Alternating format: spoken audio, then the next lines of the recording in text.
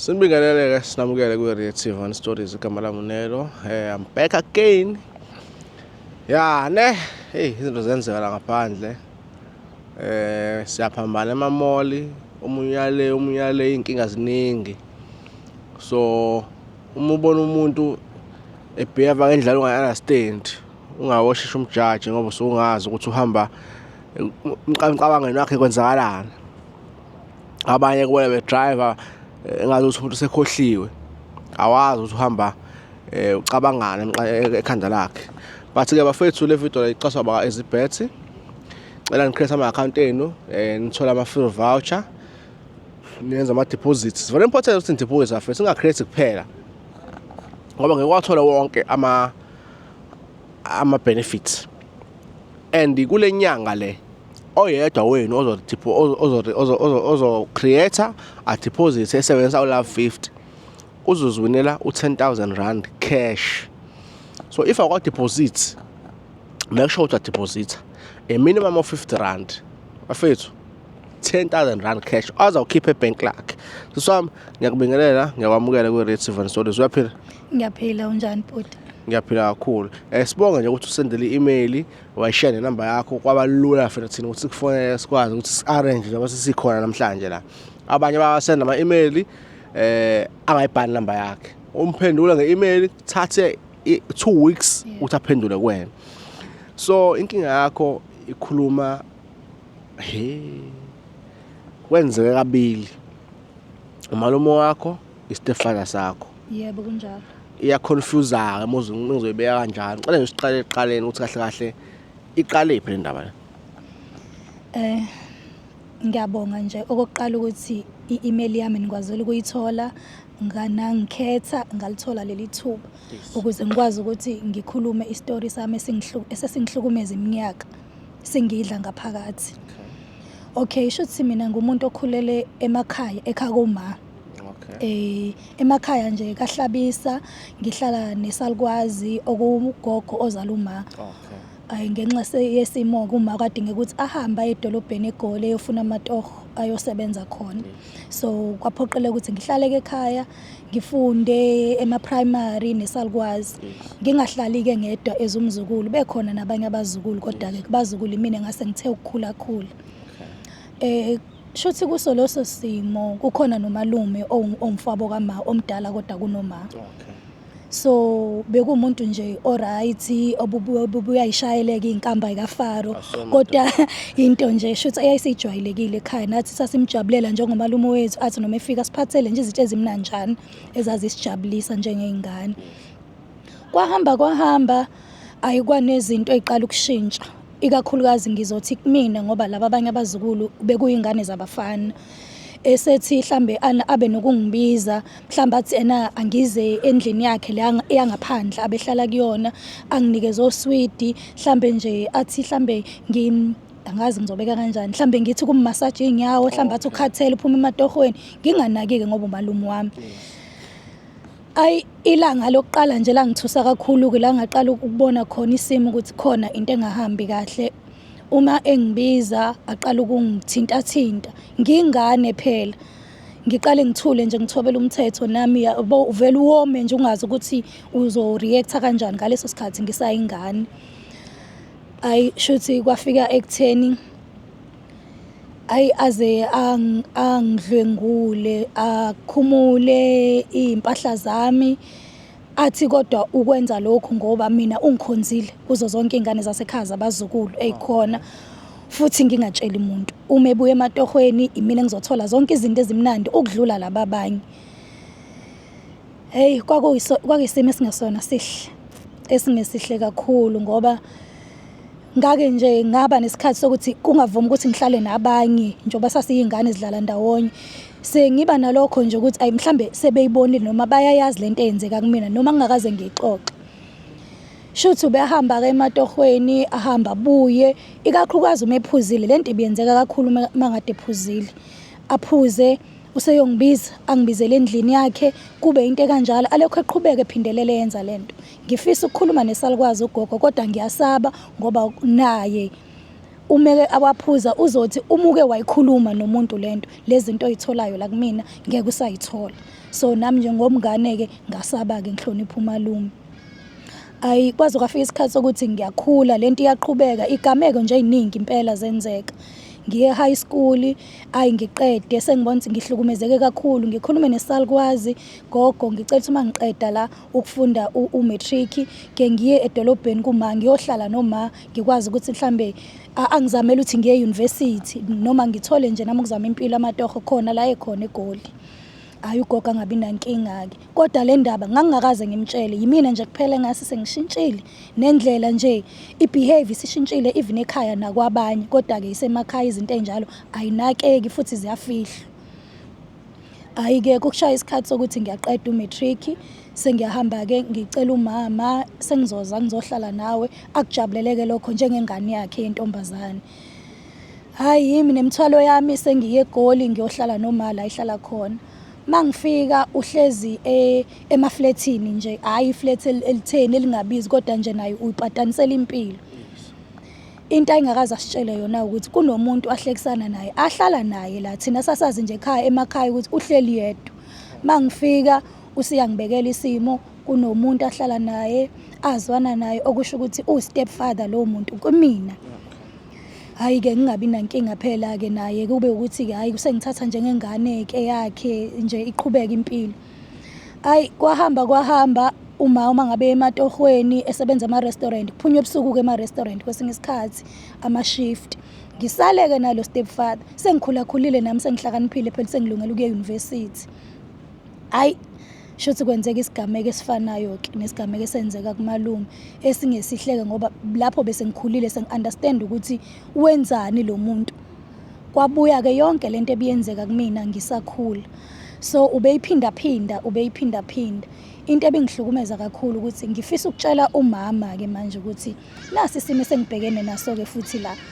Manje inkinga ngizomtshela kanjani ngoba akasazi nesimo sasekhaya la ngiphuma khona emakhaya senziwa umalume sengifika la eGoli futhi sengihlangabezana nesimo esifanayo futhi uzojika angangikholwa kwayena ukuthi bengithuleleni isikhathi eside kangaka ngoba phela uyamthemba lo muntu wakhe asehlala naye mina ngisanda kufika la eGoli bengazathi ngizobaqhatha kodwa ke bengizama ukumkhombisa nje nangezenzo ngoba ngelinye ilanga ngiyakhumbula ngaze ngathi kuyena ma ubona ukuthi kusalungile ukuthi sihlale la kuleli flat sobathathu yini singatholi indawo mhlambe ethu sobabili noma ubaba lo kube ukuthi uhlala kwenye indawo mhlambe ufika ngokuvakashela la nalapho ngangithi ngenza indlela zokuthi ngisale noma sobabili ngikwazi ukukhululeka ngoba angisakwazi ukukhululeka ukhona lo muntu but shothi kwagcina ukuthi ke uma yena ulwa nami uqobo ke manje mangithi ngiyaqala ngiyayibeka indaba ukuthi akakathi ukuhlehla kancane kulomuntu ngoba yena wayenga understand ukuthi ngize ngithi akahlehle nje ngibafice behle ndawonye sekufika mina sengizothi akahlehle. So indaba nje engeyinhle engazange iziphele kahle. Okay, understand uma wakho ungaba khona kuyena ukuthi undodakazi uselwela ubaba wakhe mhlambe akamthandi stepfather ingavela vele kanjalo yabo. Yebo. Engifuna ukwazi la kumalume ngabe umalume ulala naye wawusekwalala nomunye umuntu phambili? Cha bhuti cha ngangiseyingane njengoba ngisho nje ngangisafole lento yaqala ngisesema primary ekhaya le emakhaya ngiseyingane nje ngingakazi lutho ngeindaba zomajola nabafana. Yebo. Engifisa ukwazi ukuthi after lento leyo wakwaba neboyfriend nje wasesemakhaya? Cha angizange ngibe neboyfriend ngisesemakhaya ngoba lento bisingihlukumeze kakhulu kangangokuthi kwamanje ihlala ibuye so nginakho ukuthi mangibona umuntu wesilisa ngicabange zonke lezi zinto esezenzekile kumina kangangokuthi angifisi ukuthi ngibe nezingane ngoba ngisabela ukuthi mase kuthiwa ngiba nengane mhlambe ngithola ingane yentombazane lento eyenzeke kumina isangenzeke enganeni yami ngizoyivimba kanjani? Okay, mhlambe uma uhleli kuwedwa ubuka isigameko sokuqala esenzeka kumalume esenza kwestepfather akwazi ukuthi mhlambe ngento le yenzeka ngoba mhlambe mina nginjani akwazi uyicabanga kanjalo mhlambe ugcina usuyisola wena kuyenza mhlambe umuntu wenza into ebhlungu ugcina uyisola wena futhi.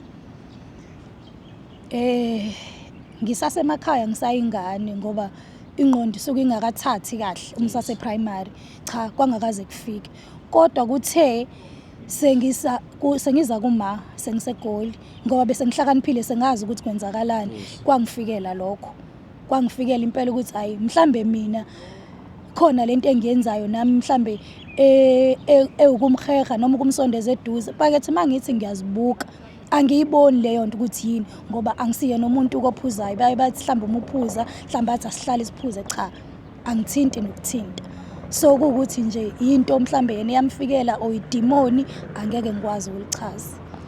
Okay, ngiyazi lo mbuzo kade ngikubuza wona uzozwakala as if ngizama ukuthola something wrong kuwena ukuthi ngiwubuza ngoba kuye kwenzeka uma ngabe usesigamekweni ugcina usuyisola wena ngenxa yokuthi nawe sa-understand ukuthi kubo bonke abantu lento le yenzeka kumina ya vele umalume waye wrong no stepfather waye wrong ngisho ngathiwa ubuqhebheza lesibo uqhebheza angisho ukuthi ubuqhebheza ngisho ngathiwa ubuqhebheza akanalo ilungelo ukuthi akubuke ngaleyo ndlela yena self ukhohlakele yabo kuye kuthiwe hayi abesifazane indlela abaqhwa ngayo indawo egcina sebe rape noma sebenukubezwa lento leyo inonsense nje ngisho ugqoka kanjani umuntu mengabe esigilamkhuba usesigilamkhuba yena sikhule noma abantu abaningi bakhule intombi ivunula but ungaboni umuntu esizothi ngoba uvunulile igqoka isigege sekufanele manje enze into wrong abantu nje ngicabanga ukuthi bona abakhohlakele but uthema ubhala kwe-email waveza ukuthi umalume waba nokujabula usuzwa ukuthi ushonile wawona ukuthi okay at least uNkulunkulu ukuphendulelile and at the very same time ngala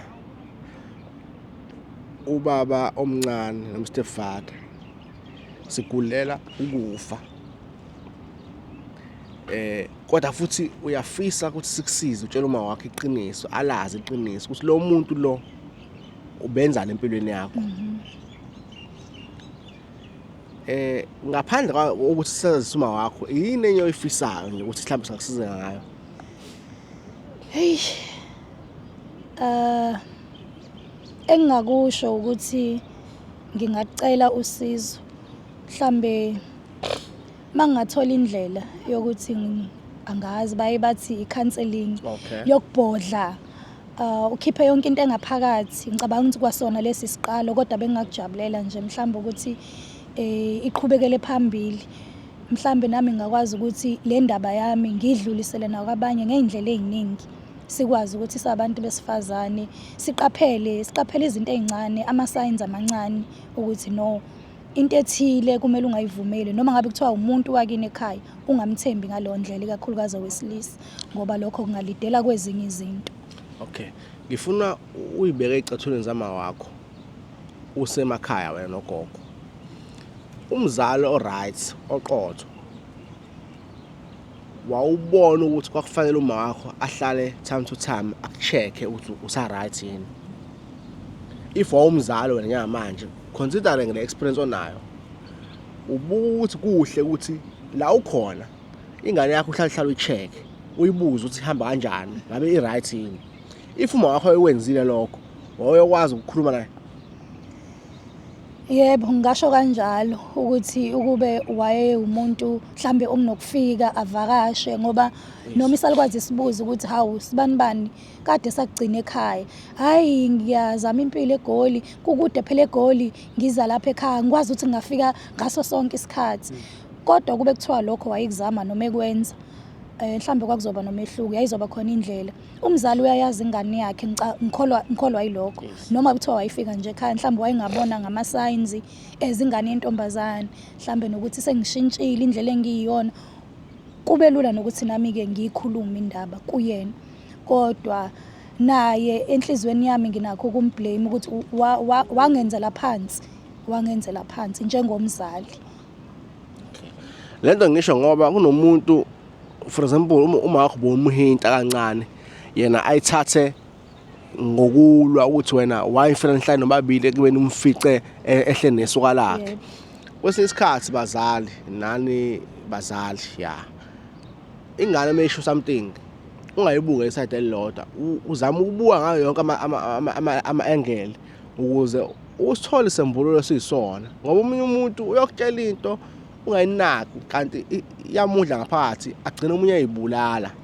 So sengijela ukuthi abazali is very important bahlala bakhulume nengane zabo bayicheck ngokwabo ngicabanga ukuthi kuningi ongagwemeka entweni efana nalezo but ke ngendaba ye-counselling sizokulekelela kakhulu ngendaba ukuthi uma wakho ugcina umtshela iqiniso sizokulekelela futhi nalapho sizokwenza ama-arrangements nawe if ifale sehle segoli sokwahla segoli if ifale kube uyena oza ngala ngendlela thizeni soplana ngayo uzoza ngala sikwazi ukuthi lo dawolo alazi ngoba iqiniso nawe as a person izokukhulula nokukhuluma nabantu aba-professional bazokwazi ukukululeka yabo ngendlela ezizona zona ngoba izinto ezenzeka usamncane ziyakhelana ugcine umuntu engazi ukuthi unolaka nje kanti cha uyena umuntu onolaka kahle kahle ingoba iningi lesekhanda lakho yabo.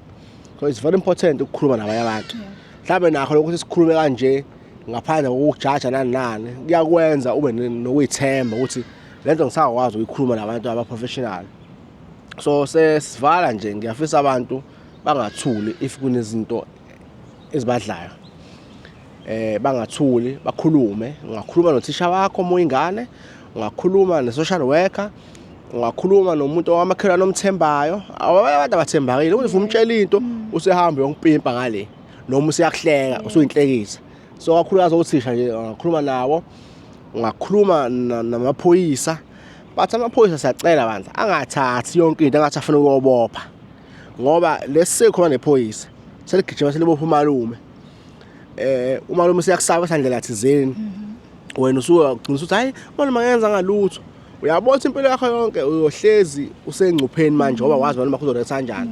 Angisho isithanda bangaboshwa abenze obube ababoshwe kodwa kube nendlela yokuthi isetshenziswe ukuze kuvikelwe wena ngoba sibabona abantu bebopha abantu umuntu abuye ngakusasa impilo yakho sikephi isengozini.